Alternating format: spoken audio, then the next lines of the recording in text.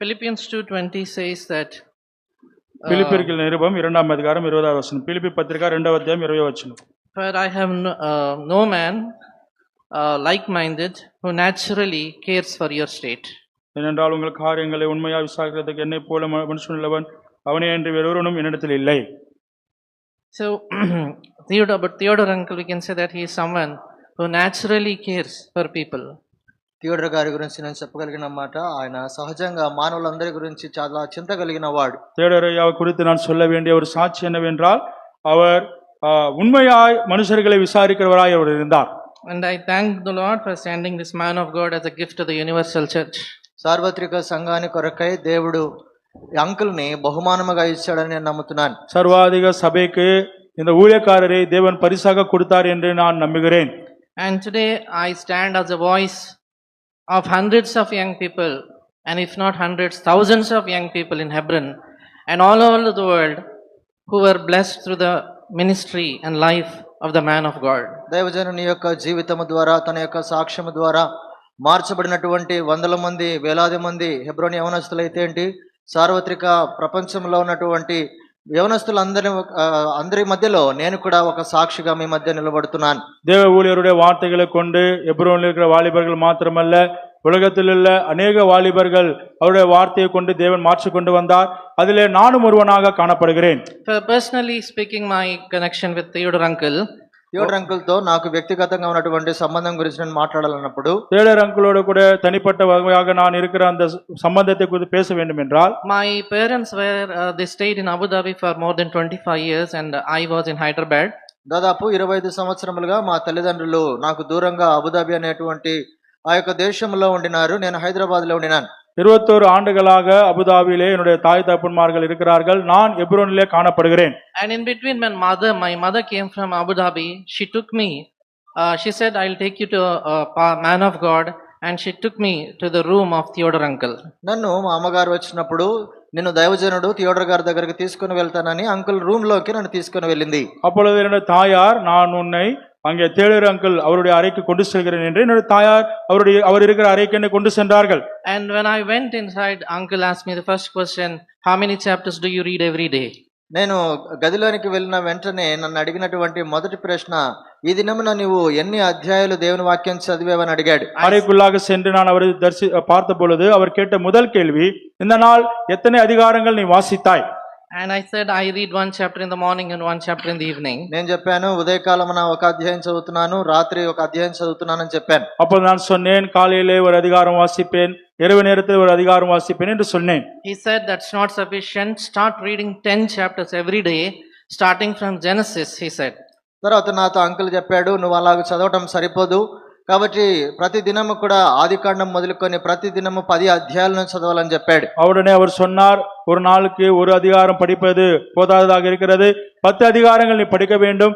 ஆதியாகமத்திலிருந்து தொடர்ந்து நீ 10 அதிகாரங்கள் ஒரு நாளிலே வாசிக்க வேண்டும் என்று என்னோடு கூட சொல்வார். I still remember his words. He said, Israel, whether you understand it or not, whether you feel like reading it or not, read the word of God every day. నాకు ఇంకా జ్ఞాపకం ఉంది అంకుల్ చెప్పినటువంటి మాటలు. ఇజ్రాయెల్, నీకు దేవుని వాక్యము అర్థమైనా అర్థం కాకపోయినా, నీకు చదవాలనిపించినా చదవాలనిపించకపోయినా నువ్వు దేవుని వాక్యము చదువు అని చెప్పాడు. இஸ்ரவேல், நீ தேவனுடைய வார்த்தையை புரிந்தாலும் புரியாவிட்டாலும், உனக்கு இஷ்டம் இருந்தாலும் இஷ்டம் இல்லாவிட்டாலும் கர்த்தருடைய வார்த்தையை ஒவ்வொரு நாளும் 10 அதிகாரங்கள் வாசிக்க வேண்டும் என்று சொல்வார். And from that time I started reading Bible, not only just 10 chapters, sometimes 40 chapters, sometimes 100 chapters, like that. కాబట్టి ఆ దినం మొదలుకొని నేను 40 అధ్యాయాలు, కొన్నిసార్లు 100 అధ్యాయాలు కూడా చదివినటువంటి దినాలు ఉన్నాయి. அப்படியாக அந்த நாள் முதற்கொண்டு நான் ஆரம்பித்தேன். ஒரு நாளிலே 40 அல்லது ஒரு நாளில் 100 அதிகாரங்கள் வாசித்த அனுபவம் எனக்கு உண்டு. And that became a turning point in my life and even in the lives of hundreds and thousands of young people to whom uncle said, read 10 chapters every day. But uncle చెప్పినటువంటి మాట, ప్రతి దినము 10 అధ్యాయాలు దేవుని వాక్యం చదవండి అని చెప్పినటువంటి మాట నేను పాటించిన తర్వాత నా జీవితంలో ఆత్మీయంగా మలుపు తిరిగింది. నాలోనే కాదు, అనేక మంది, వందలాది వేలాది మంది యవనస్తుల జీవితంలో మార్పు కలగటం నేను చూశాను. ஆகவே தேவ ஊழியர் சொன்ன அந்த வார்த்தை ஒவ்வொரு நாளும் 10 அதிகாரங்கள் வாசிக்க வேண்டும் என்று சொன்னார். அதற்கு நான் கீழ்ப்படிந்து இந்த வாழ்க்கையிலே நான் தொடர்ந்து 10 அதிகாரங்கள் வாசித்தேன். அதன் மூலமாக என்னுடைய வாழ்க்கையிலே மாற்றங்கள் உருவானது, உயிர் மீட்சி ஆனது.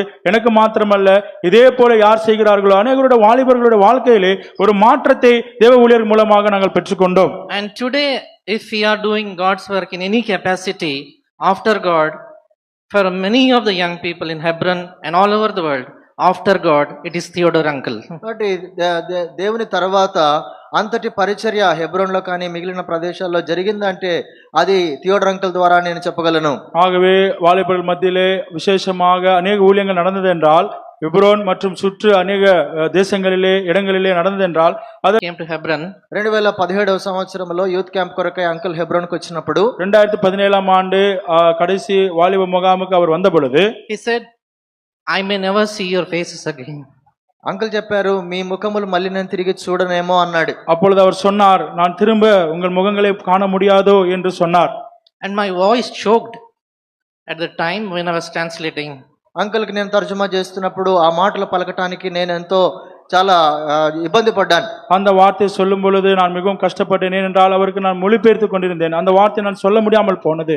Because my wish is over those 10 to 15 years when uncle poured out himself for us in Hebron, the next generation of young people are missing this gold dust from this man of God. కాబట్టి నేను గమనించింది ఏంటంటే, uncle ఈ మాటలు పలికిన తర్వాత నేను అనుకున్నాను, ఈ దైవజనుడు 10-15 సంవత్సరములు ఈ విధంగా హెబ్రోన్లో ఉన్నటువంటి యవనస్తులకు ఇంత పరిచారం చేశాడు గనక ఈయన బంగారు, ఆయన అమూల్యమైనటువంటి ఇలాంటి పరిచర్య మిగిలిన తరానికి ఉండదు కదా అని చాలా బాధపడ్డాను. நான் மிகவும் வருத்தப்பட்டேன். 15-17 ஆண்டுகள் வாலிபர் முகாமிலே வாலிபர்கள் மத்தியிலே அநேகமான விசேஷித்தமான ஊழியத்தை செய்து கொண்டு வந்தார். இவர் இல்லை என்றால் இப்பேற்பட்ட ஒரு பொன்னான இந்த ஊழியங்களை செய்கிறவர்கள் யார் இருப்பார்கள் என்று நான் துக்கித்துக் கொண்டு வந்தேன். Lastly, I don't know whether this is an overstatement, but I think after Baksing uncle, Theodore uncle is the one who has more revelation of the scriptures, and all his messages must be put on paper and passed on to the next generation. That is gold dust. నేను చెప్పగలే సంగతి, ఒకవేళ ఇది మీకు బహుశా ఇది ఎక్కువ అనిపించవచ్చు, కానీ అయితే బక్సింగ్ గారి తర్వాత మన మధ్యలో ఉన్నటువంటి పరిచర్య చేసిన వాళ్ళలో థియోడర్ అంకుల్ చేసినటువంటి ఈ యొక్క వాక్య పరిచర్య అంతా కూడా ముద్రణ రూపంలో, పుస్తక రూపంలో ఉంటే అది మిగిలిన ముందున్నటువంటి తరం వారికి ఎంతో ఉపయోగకరమైనటువంటిదిగా, బంగారు విలువలు కలిగినటువంటి ఆయన వర్తమానములు ఉన్నవిగా నేను గమనిస్తున్నాను. ஆகவே நான் இந்த வார்த்தை சொன்னால் நீங்கள் ஒருவேளை ஏற்றுக்கொள்ளலாம், ஏற்றுக்கொள்ளாமல் போகலாம். சகோதரன் பக்சிங்கையாக பிற்பாடு தேவ வார்த்தைகளை இவ்வளவாக ஆழமாக விவரித்து சத்தியத்தை சொல்லக்கூடியவர் அவருக்கு முன்பாக அநேகர் இருந்தாலும், ஆனால் பக்சிங்கையாவுக்கு பிற்பாடு இவர்தான் என்று நான் சொல்ல முடியும். இவர் சொன்ன வார்த்தைகளை நாம் பதிவிட்டு புஸ்தகங்களாக வெளியிட்டால் வருகிற சந்ததிக்கு அது ஒரு பொன் சொத்துக்களை போல அல்லது பொன் அந்த தங்கத்தை போல, புதையலை போல அது காணப்படும். அநேகருக்கு அது உபயோகமாக காணப்படும். Lastly, చివరిదిగా கடைசியாக whenever I went to the room of Uncle Theodore when my parents were away, I felt I was going to my spiritual father and I'm missing him today. నేను అంకుల్ గదిలోనికి ఎప్పుడు వెళ్ళినా కూడా, మా తల్లిదండ్రులు దూరంగా ఉన్నప్పుడు నేను తన గదిలోనికి వెళితే నేను ఒక ఆత్మీయ తండ్రి దగ్గరికి వెళుతున్నటువంటి భావన నాకు కలిగేది. అయితే ఇప్పుడు అలాంటి ఆత్మీయ తండ్రిని నేను కోల్పోయాను. நான் என்னோட தகப்பன் தாய் இல்லை. அது ஒவ்வொரு முறையும் தேடர் அங்கிள் ஐயாவுடைய அறையில் செல்லும் பொழுது என்னுடைய தாய் தகப்பனத்தில் செல்வது போல இருப்பேன். ஆவிக்குரிய தகப்பனாக அவர் இருந்தார். ஆனால் இப்பொழுது அந்த அறைக்கு செல்லும் பொழுது என்னுடைய தாய் தகப்பன்மாரும் தூரமாக இருக்கிறார்கள். ஆவிக்குரிய தகப்பனும் இப்பொழுது என்னிடத்திலே இல்லை.